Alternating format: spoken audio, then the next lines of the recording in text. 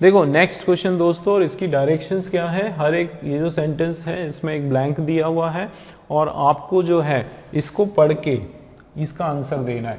मतलब ये हमारा जो है फिलर्स का क्वेश्चन है दोस्तों, ठीक है ना, फिलर्स का क्वेश्चन है। और देखते हैं क्या है इसके अंदर। In the face of overwhelming mass of evidence against him we can not dash him of a crime. फिर से इसको समझते हैं। देखो दोस्तों, फिल इन द ब्लैंक्स करने के लिए हमको दो चीजें ध्यान रखना है। सबसे पहले हमको देखना है इस पूरे जो सेंटेंस है उसका सेंस, ठीक है ना। हमको ये पता करना है कि इसका सेंस क्या है, मतलब पॉजिटिव सेंस है या फिर नेगेटिव सेंस है, वो देखना है। दूसरा हमको पता करना है क्या दोस्तों, पीओएस। बताएं जरा पीओएस का मतलब क्या होता है।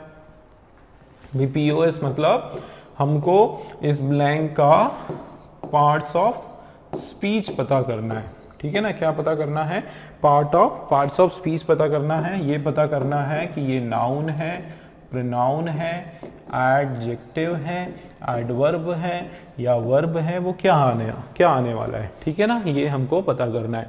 देख लेते हैं। देखो क्या लिखा है, इन the face of overwhelming mass of evidence. Overwhelming का मतलब होता है बहुत सारे, बहुत पॉजिटिव, बहुत अच्छे, मास ऑफ एविडेंस मतलब काफी सारे सबूत, ठीक है, काफी सारे। ओवरवेलमिंग का मतलब होता है हमारे लिए खुशियां लाने वाले या अच्छी खबर लाने वाले या फिर ऐसे एविडेंस है जो हमारे पक्ष में जिससे चीजें आ जाए, है ना, उसके खिलाफ। तो देखो in the face of overwhelming, इतने सारे जो मास ऑफ एविडेंस हैं उसके खिलाफ, we can not dash him of crime. तो हम उसको जो है क्या नहीं कर सकते, इन द फेस ऑफ इतने सारे जो मास ऑफ एविडेंस हैं उसके खिलाफ इतने सारे एविडेंस हैं, है ना, तो हम क्या नहीं कर सकते, डैश हिम नहीं कर सकते ऑफ द क्राइम। मुझे बताओ क्या होने वाला है, क्या ऐसा होगा कि हम उसको dash him of the crime मतलब क्राइम से छुड़ा सकते हैं, बचा सकते हैं, या फिर नहीं बचा सकते, दोनों से क्या होने वाला है। ये होता है सेंस। आपको पता करना है कौन सा सेंस। देखो in the face of overwhelming mass of evidence.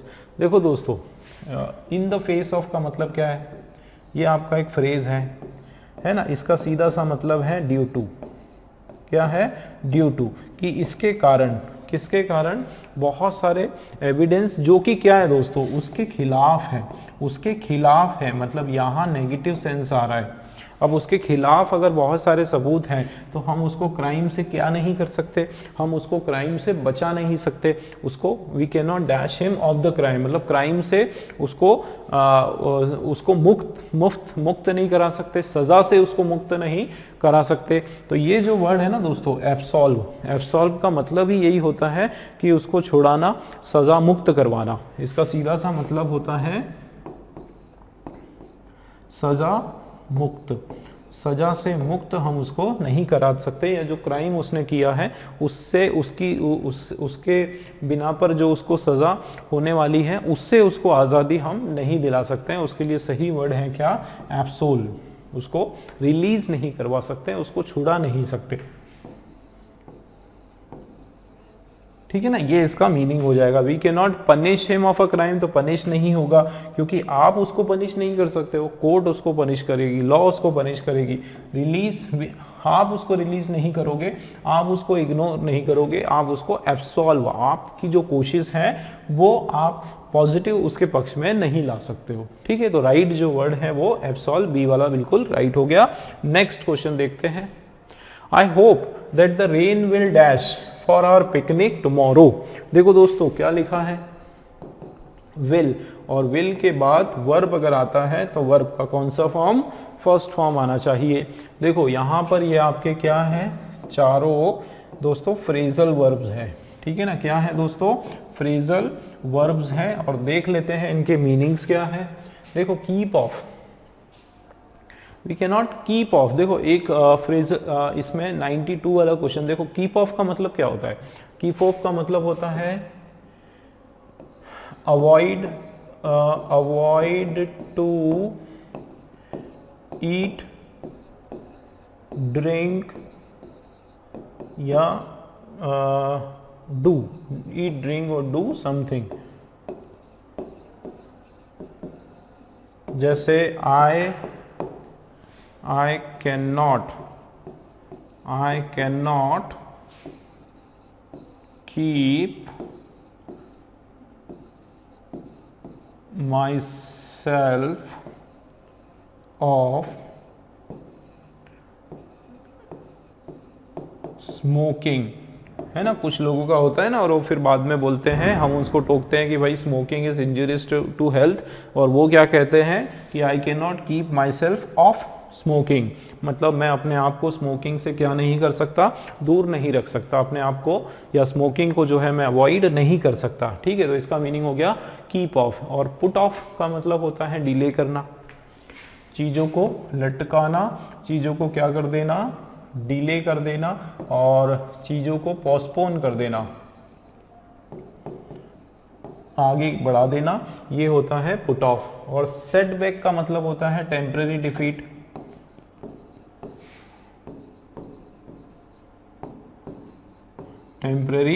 Defeat, हार। और स्टे आउट का मतलब दूर रहना, है ना, किसी चीज से दूर रहना, अवे रहना। स्टे आउट मतलब दूर रहना,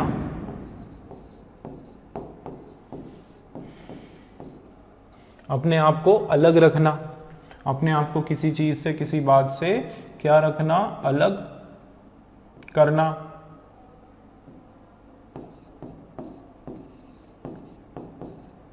ठीक है, ये सेंस हो जाएगा। तो यहां पर हमारा राइट आंसर क्या लग रहा है, आई hope that the rain will dash for the picnic tomorrow, कि रेन जो है वो क्या होगा, वो स्टे आउट, दूर रहेगा, अलग रहेगा, है ना। रेन जो है, बारिश जो है वो कल जो है, कल के लिए टल जाएगी, कल के लिए स्टे आउट रहेगा, कल के लिए, कल नहीं आने वाला, उस सेंस में आ रहा है। तो सही हमारा जो वर्ड है, फ्रेजल वर्ब है, वो स्टे आउट। दोस्तों डी वाला बिल्कुल राइट हो जाएगा। ठीक है ना। नेक्स्ट क्वेश्चन देखते हैं। After the marathon some of the competitors felt completely dash. देखो मैराथन होता है, लंबी रेस होती है कई किलोमीटर तक, ठीक है, बहुत सारे लोग पार्टिसिपेट करते हैं। आप मुझे बताओ कि कुछ कॉम्पिटिटर्स जो हैं उनको कैसा फील हुआ, मैराथन के बाद कैसा फील हुआ, पूरी तरीके से कंप्लीटली क्या फील हुआ। जाहिर सी बात है, मैराथन दौड़ने के बाद कॉम्पिटिटर थके होंगे, बहुत ज़्यादा एग्जॉस्टेड हुए होंगे, बहुत ज़्यादा उनको टायर्डनेस फील हुई होगी, थकान महसूस हुई होगी। तो कौन सा वर्ड होगा, कट अप। कट अप, तो कट अप का मतलब होता है अलग करना, ठीक है, सेपरेट करना, अलग या फिर सेपरेट करना। और डन आउट, डन आउट का मतलब होता है, डन आउट का मतलब होता है कंप्लीट या फिर फिनिश करना। और डन इन का मतलब होता है कोप अप। डन इन का क्या मतलब होता है, कोप अप ना कर पाना, या जो है थक जाना, नहीं, नॉट टू कोप अप ये होगा, या फिर एग्जॉस्ट हो जाना, या टायर्ड, बहुत ज़्यादा थक जाना। और रन आउट का मतलब होता है, रन आउट का मतलब होता है, इसका मतलब भी होता है सेपरेट या अलग होना, ठीक है, अलग उस सेंस में आ गया। या फिर इसका एक मीनिंग होता है कमी होना, ठीक है, कमी होना, स्कार्सिटी होना, ठीक है। तो इसका जो राइट वर्ड है दोस्तों वो ये वाला है, बी वाला। देखो आप, आफ्टर द मैराथन के बाद क्या हुआ कि कुछ कॉम्पिटिटर्स जो है वो पूरी तरीके से डन इन लगे। डन इन का मतलब पूरी तरीके से थक गए, पूरा मतलब अपने आप को कंट्रोल नहीं कर पा रहे हैं, या फिर एक तरह से एग्जॉस्ट हो रहे हैं, बहुत ज़्यादा थक गए हैं, बहुत ज़्यादा हालत मतलब खराब हो रही है, उस सेंस में यहाँ पर बात की जा रही है, ठीक है ना। तो बी वाला हमारा बिल्कुल सही हो जाएगा। चलिए नेक्स्ट क्वेश्चन देखते हैं। देखो क्या शुरुआत हो रही है, scarcely the teacher entered the class when he heard the noise. अब दोस्तों देखो ये स्टार्टिंग यहाँ पर किससे हो रही है, स्कार्सली एक वर्ड है, इसका एक रूल मैं आपको बता देता हूँ। स्कार्सली एक वर्ड है, या फिर हार्डली हो सकता है, ठीक है ना, हार्डली हो सकता है, रेयरली या सेल्डम या नो सूनर, इस तरह के ये जो आपके क्या है दोस्तों, ये यहाँ पर एडवर्ब का काम कर रहे हैं। सारे के सारे आपके क्या है, एडवर्ब्स हैं।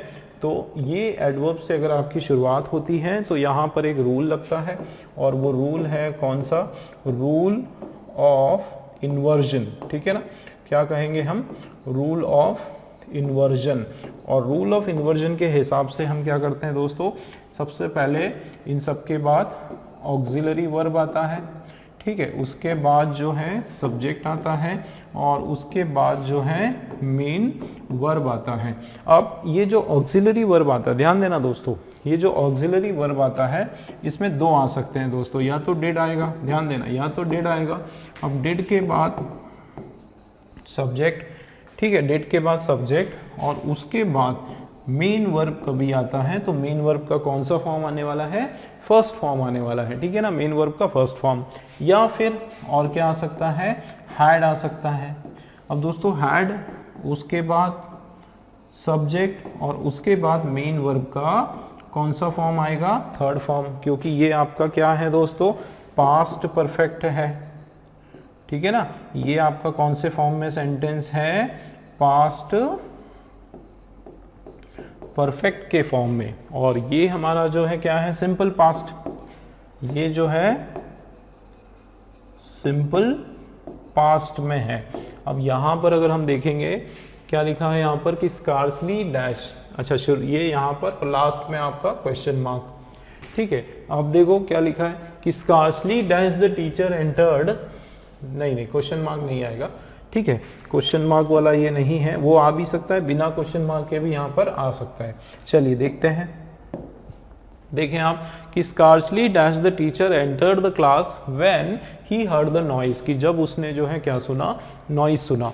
एक और बात कि ये जो स्कार्सली है उसके बाद रूल ऑफ इन्वर्जन लगा, और उसके बाद ऐसे डैश डैश डैश डैश करके यहाँ पर व्हेन आने वाला है, क्या आने वाला है, व्हेन आने वाला है। ठीक है, चलिए यहाँ देखते हैं, तो देखो scarcely dash the teacher enter the class when he heard a noise, कि जब उसने क्या देखा, नॉइज देखा। अब देखो स्कार्सली, अब मैंने क्या कहा, व्हेन द टीचर एंटर्ड, ये हमारा वर्ब है, मेन वर्ब है, मेन वर्ब का थर्ड वाला फॉर्म है। ठीक है ना, मेन वर्ब का थर्ड फॉर्म है, इसका मतलब यहाँ पर क्या आने वाला है दोस्तों, हैड आने वाला है। ठीक, तो सी वाला आपका राइट आंसर हो जाएगा। ठीक है, क्लियर है। चलिए नेक्स्ट क्वेश्चन देख लेते हैं। देखो ये 95 वाला, I do not think he will ever dash the shock of his wives death. देखो मुझे नहीं लगता कि वो कभी भी डैश करेगा क्या, the shock of his wives death, कि उसकी जो वाइफ है उसकी मृत्यु का जो शॉक है वो कभी उसको, मुझे नहीं लगता कि वो उसको कभी सहन कर पाएगा, उसको वो कभी झेल पाएगा। ठीक है, इस तरीके की बात हो रही है। तो गेट या उससे क्या हो पाएगा, उभर पाएगा, ये यहाँ पर सेंस की बात हो रही है। अब देखते हैं एक एक करके। देखो ये क्या है, गेट बाय, तो गेट बाय सबके मीनिंग देख लेते हैं। अब दोस्तों देखो गेट बाय का मतलब होता है to deal with, to deal with, किसी परिस्थिति से, किसी चीज से सामना करना, उभरना।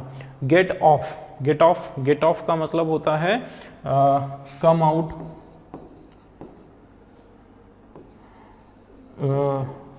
कम आउट, या फिर गेट ऑफ, या चले जाना, ये सीधा सीधा मीनिंग है, चले जाना,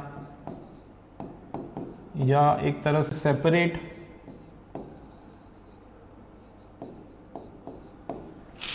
गेट थ्रू, देखो दोस्तों गेट थ्रू का मतलब होता है गेट थ्रू का मतलब भी होता है कि टू डील विथ प्रॉब्लम,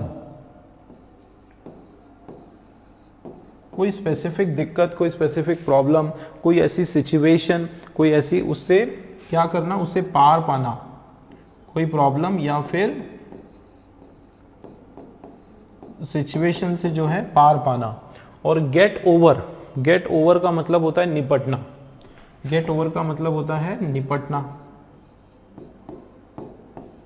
ठीक है, तो यहाँ 95 वाला जो क्वेश्चन है इसमें हमारा सही हो जाएगा दोस्तों डी वाला जो है सही लग रहा है कि गेट ओवर, उससे कैसे निपटना या फिर उससे सहन करना,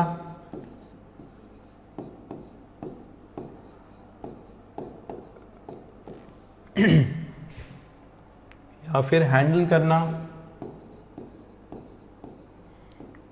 ठीक है, हैंडल करना, ये मीनिंग इसका आ रहा है। तो डी वाला जो है बिल्कुल राइट आंसर है। नेक्स्ट देखते हैं, it is no use of crying over dash. भाई इस चीज में अब जो है इसमें रोने पर कोई भी फायदा नहीं है। क्राइंग ओवर डैश, तो ये देखो क्या लिखा है, स्पॉइल्ड मिल्क, स्पिरिटेड मिल्क, यहाँ पर स्पिल्ट मिल्क, स्प्लिट मिल्क और स्पिल्ट। तो दोस्तों मैं आपको एक चीज बताऊं कि ये एक फ्रेजल एक्सप्रेशन है। ठीक है ना, क्या है, एक फ्रेज है, एक फ्रेजल कहावत है, एक्सप्रेशन है, और बिल्कुल वैसी ही आना है, उसके अलावा और कुछ उसमें ऐड नहीं होगा। वो होता है दोस्तों generally cry over spilt milk, ये होता है। ठीक है, उसके अलावा और कुछ नहीं। तो ये स्पिल्ट मतलब बिल्कुल फटा हुआ जो दूध है उसको, सॉरी यहाँ पर स्पिल्ट मिल्क का मतलब होता है जो ढुल जाता है दूध, उसके ऊपर है कि उस पे रोने पर या उसके ऊपर पछतावे पर कोई भी फायदा नहीं है। ठीक है, तो एग्जैक्ट इसका आंसर होने वाला है स्पिल्ट मिल्क।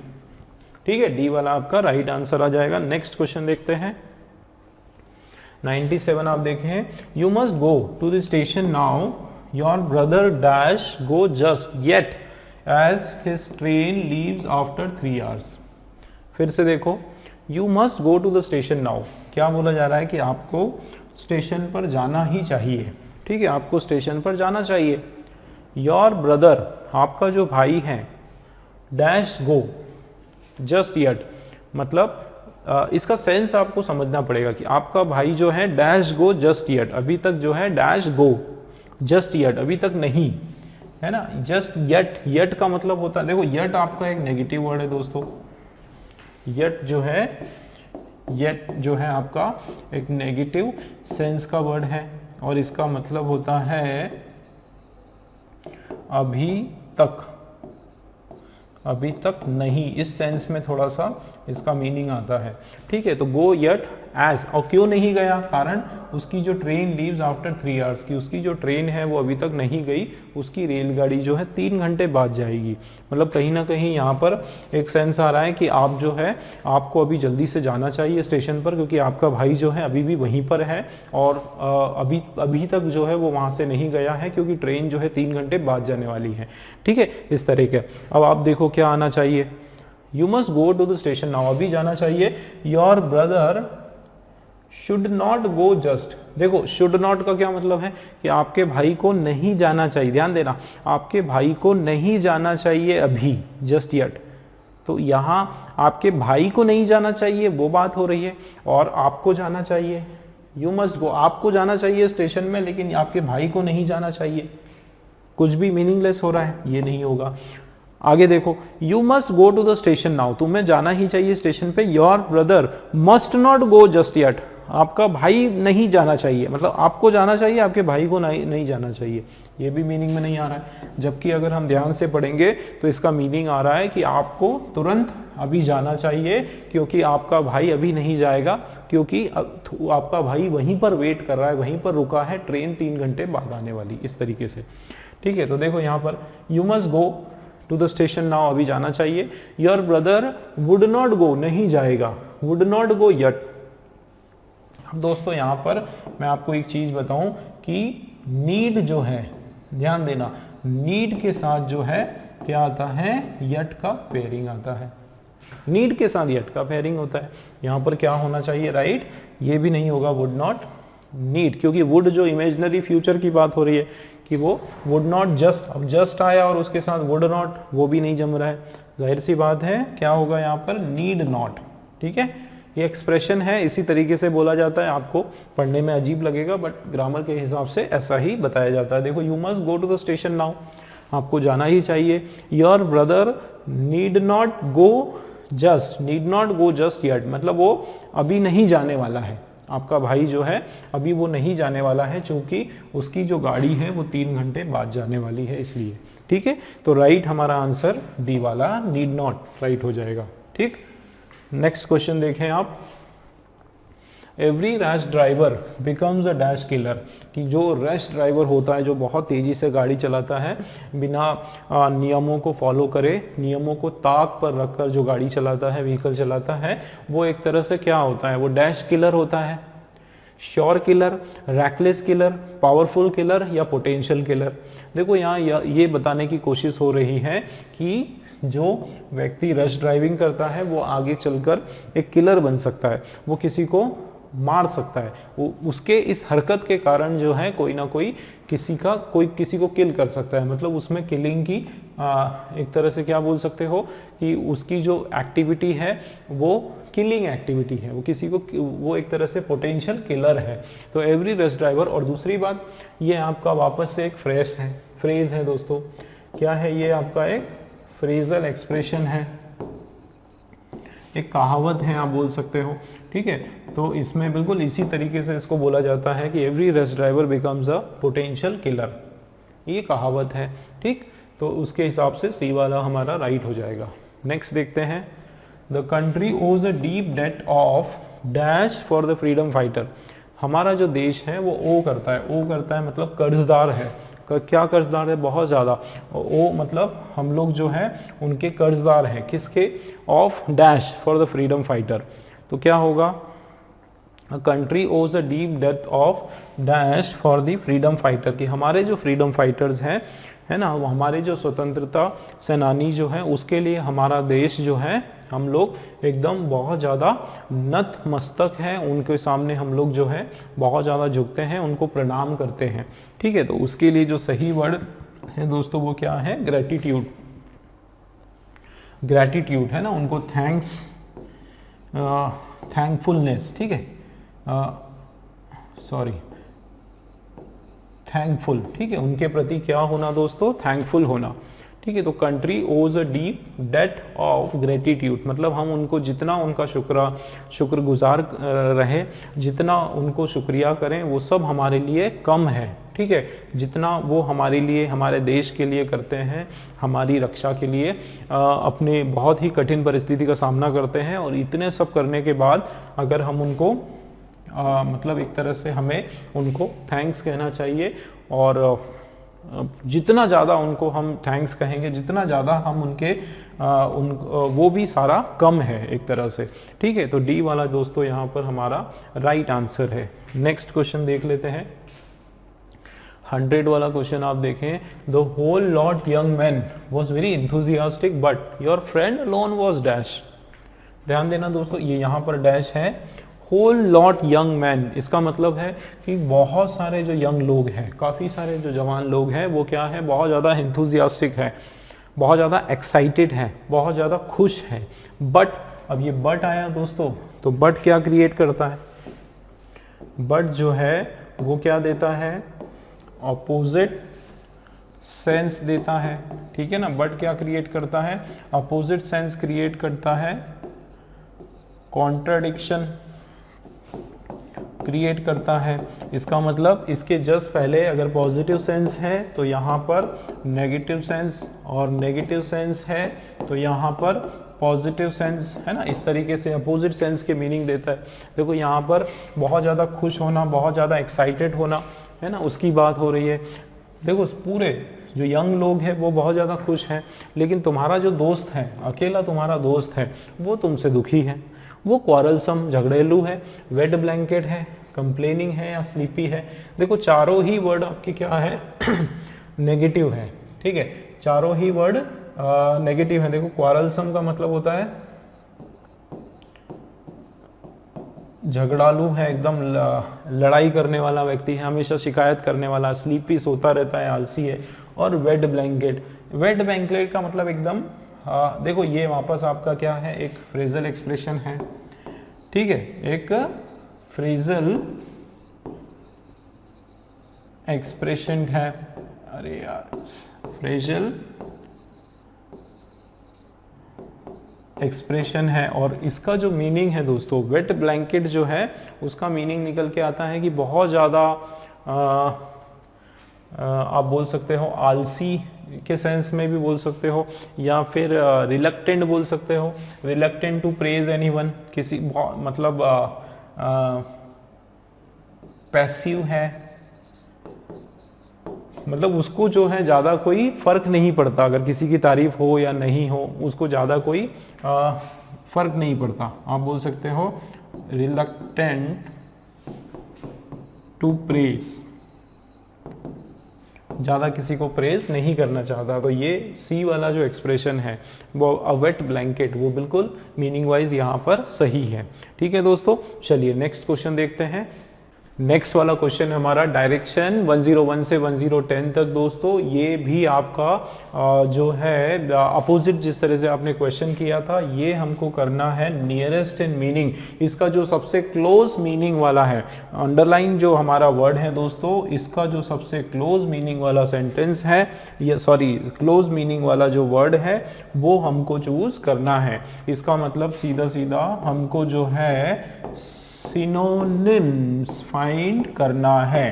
ठीक है ना, इस पर्टिकुलर अंडरलाइन वर्ड का सिनोनिम हमको फाइंड करना है। और देख लेते हैं फर्स्ट वाला हमारा क्या है, a truly respectable old man is a ripe person. देखो राइप का मतलब क्या होता है, पका हुआ। ठीक है, राइप जो है जनरली हम लोग जो फ्रूट्स वगैरह जिस तरह से पक जाते हैं उसके लिए हम लोग कौन सा वर्ड यूज करते हैं दोस्तों, राइप वर्ड यूज करते हैं। और राइप का मतलब होता है पका हुआ, या इंग्लिश में अगर हम बात करें तो इसका मीनिंग हो जाएगा मैच्योर। क्या हो जाएगा दोस्तों, इसका दूसरा जो वर्ड है वो हो जाएगा मैच्योर। इसका मतलब बी वाला दोस्तों हमारा बिल्कुल सही आंसर है। ठीक है, सीनियर एज से रिलेटेड है, परफेक्ट क्वालिटी से रिलेटेड सीजन है ना, ये सारा इसका नहीं होने वाला है।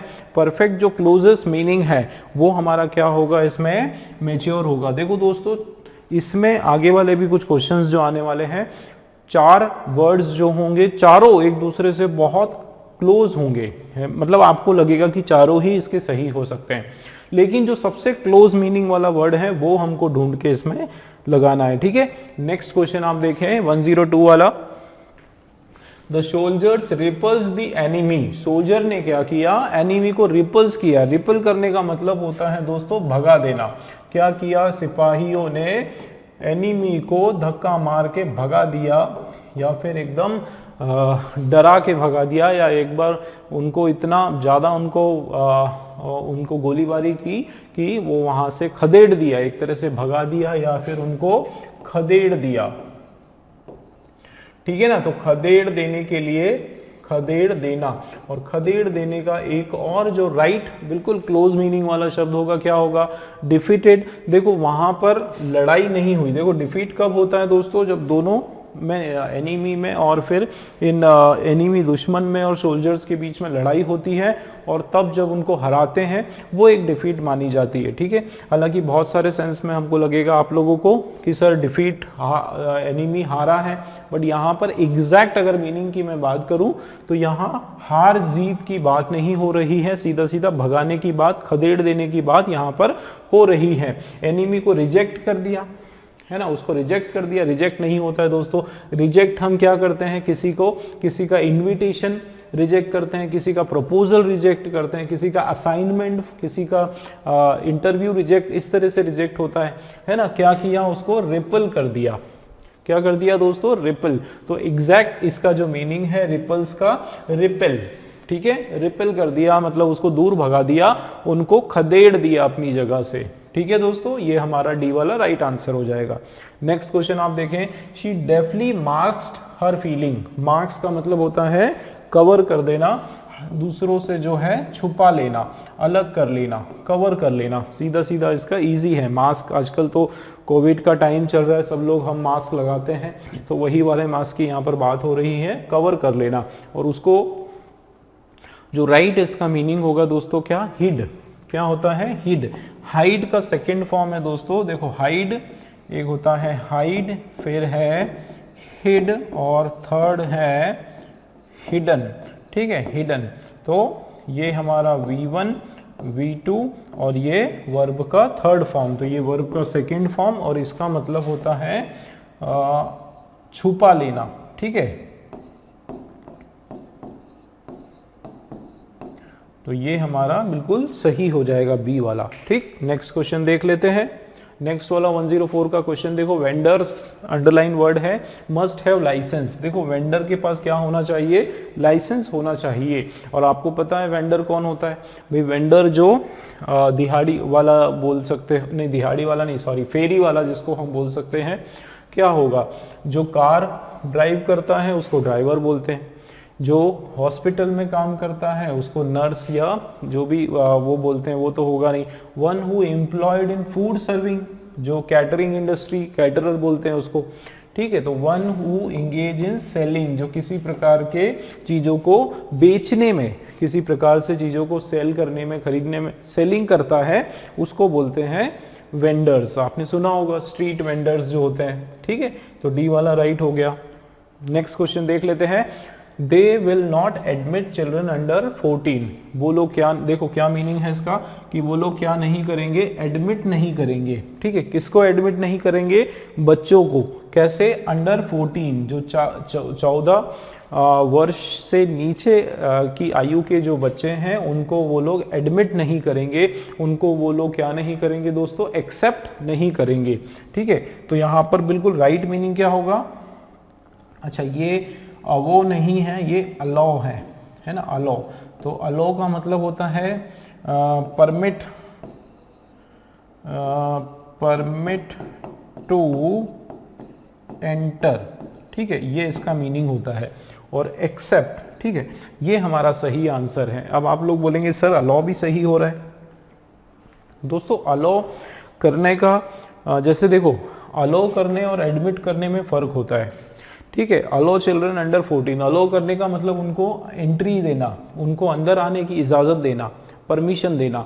और एडमिट करना इसका मतलब उनको एनरोल करना, उसको इंडो करना, एनरोल करना, हमेशा के लिए उनको जो है उस डिग्री के लिए उनको एलिजिबल करना, सॉरी उनको एक्सेप्ट करना। ठीक है, तो स्वीकार करना, तो यहाँ पर स्वीकार्यता की बात हो रही है। ठीक है, तो यहाँ पर जो बिल्कुल क्लोज मीनिंग, वही मैं बता रहा हूँ आपको कि एकदम क्लोज मीनिंग वाला वर्ड होना चाहिए। ठीक है, तो बिल्कुल स्वीकार, इसका जो एग्जैक्ट मीनिंग है वो इससे निकल के आ रहा है, एक्सेप्ट से। देखो रिसीव करना, कोई कहीं बाहर से कहीं से आ रहा है उसको रिसीव करना। ठीक है, वेलकम करना, वो सेंस आ रहा है। कॉन्सीड का मतलब होता है ना चाहते हुए किसी को लेना, उसको स्वीकार करना, है ना, स्वीकार करना, बट कैसे, अनमन से, मतलब ना चाहते हुए, हमारी इच्छा नहीं है। ठीक है, उसके बाद भी जो है हमने उसको कॉन्सीड किया, उसको हमने क्या किया, स्वीकार किया। ठीक है, तो ये मीनिंग भी आपका क्लोजेस्ट नहीं आ रहा है। राइट मीनिंग इसका क्या हो जाएगा दोस्तों, एक्सेप्ट। ठीक है, नेक्स्ट क्वेश्चन देखते हैं। The jewels have been stolen from her bedroom. Jewels जो है, जेवल का मतलब गहने, क्या हो चुके हैं, वो चुरा लिए गए हैं। ठीक है, तो वर्ब का ये थर्ड फॉर्म है। अब इसका अगर हम तीनों फॉर्म देखें तो स्टील, ठीक है, क्या होता है, स्टील, स्टोल और स्टोलन। ठीक है, जो चुरा लेना, चुरा लिया जाना, ये फर्स्ट फॉर्म, सेकेंड फॉर्म और थर्ड फॉर्म। अब देखो इसका मतलब क्या है दोस्तों, ये वर्ड बहुत सारे आप लोगों ने जो है नई पहली बार सुना होगा। इसका मतलब भी होता है स्टोलन। क्या मतलब होता है इसका, स्टोलन होता है चोरी कर लेना, चुरा लेना, खास करके तब जब आपसे उम्मीद ना की गई हो, है ना। आप किसी ऑफिस में मैनेजर हो, सबसे ऊंची पोस्ट में हो और पता चला आपने ही उस ऑफिस के फर्नीचर चुरा लिए, है ना। तो इस तरह से एम्बेजल्ड करना, बिल्कुल चोरी कर लेना, चुरा लेना, है ना। असर्टेड का मतलब होता है अलाउ करना, किसी चीज को क्या करना, अलाउ करना, परमिट करना। ठीक है, एब्डिक का मतलब तोड़फोड़ करना, उजाड़ना। यील्ड का मतलब उपज। ठीक है, तो ये सारे मीनिंग में आपके नहीं आ रहे, राइट मीनिंग हमारा ए वाला हो जाएगा। ठीक है, नेक्स्ट क्वेश्चन देखते हैं। The soldier shows an exemplary courage. देखो एग्जेम्पलरी करेज का मतलब होता है बिल्कुल एकदम सबक देने वाला, एकदम आइडियल करेज। ऐसा उसने बिल्कुल ऐसी हिम्मत बताई कि जिससे हमको सीखना चाहिए, ठीक है, एक तरह से जिससे हमको बहुत कुछ एक एग्जाम्पल की तरह उसने हिम्मत उसने दिखाई, एग्जाम्पलरी मतलब एक्स्ट्रा ऑर्डिनरी। तो इसका जो राइट मीनिंग है वो आइडियल आ जाएगा, ठीक है। देखो दोस्तों, ये जो वर्ड है एक पॉजिटिव सेंस का वर्ड है, कोई यहाँ पर बुराई तो हो नहीं रही, यहाँ पर कोई नेगेटिव सेंस में बात तो की नहीं जा रही, ठीक है ना। सोल्जर्स हैं, हमारे सिपाही ही हैं, तो जाहिर सी बात है कैसा करेज दिखाएंगे, बिल्कुल हिम्मत वाला करेज दिखाएंगे। तो यहाँ फ्लोड का मतलब होता है बेईमानी, ठीक है, चीटिंग। क्या होता है? चीटिंग। तो यहाँ पे कोई ये नेगेटिव सेंस का वर्ड है, ये नहीं होने वाला है। फॉल्टी का मतलब भी वही, फॉल्टी गलत ये भी हमारा जो है नेगेटिव है, ये भी नहीं होगा, ठीक है। और बॉइस्ट्रस जो होता है वो भी दोस्तों आपका एक नेगेटिव सेंस का वर्ड होता है। और बॉइस्ट्रस का मीनिंग जो है वो होता है बहुत ज़्यादा नॉइजी, शोर शराबा वाला, बहुत ज़्यादा नॉइजी, या full of excitement, full of बहुत ज़्यादा उत्साह दिखाते हुए, इस तरह का जो करेज उसने दिखाया, बिल्कुल बहुत शो ऑफ करने वाला करेज दिखाया, इस तरह का करेज दिखाया, है ना। इस तरह का करेज भी यहाँ पर इस सेंस में बात नहीं की जा रही, ठीक है ना। तो सही आंसर हमारा आइडियल हो जाएगा। नेक्स्ट आप देखें 108 वाला, they served fruits after the dinner. भाई उन्होंने क्या किया, डिनर के बाद जो फ्रूट्स फल है उसको भी सर्व किया। सर्व करना मतलब उसको भी जो है उनके लिए ऑफर किया। जाहिर सी बात है आंसर क्या होगा इसका, ऑफर्ड, है ना। ऑब्लाइज्ड मतलब थैंक्स गिविंग, ऑब्लाइज का मतलब होता है थैंकफुल, शुक्रिया अदा किया, तो ये नहीं होगा। असिस्टेड मतलब हेल्प किया, सहायता की, है ना। वेटेड मतलब इंतजार करना, तो ये सब जो है आउट ऑफ सेंस जा रहा है, डी वाला बिल्कुल राइट है। नेक्स्ट क्वेश्चन आप देखें 109 वाला, the committee should recommend his name to the government.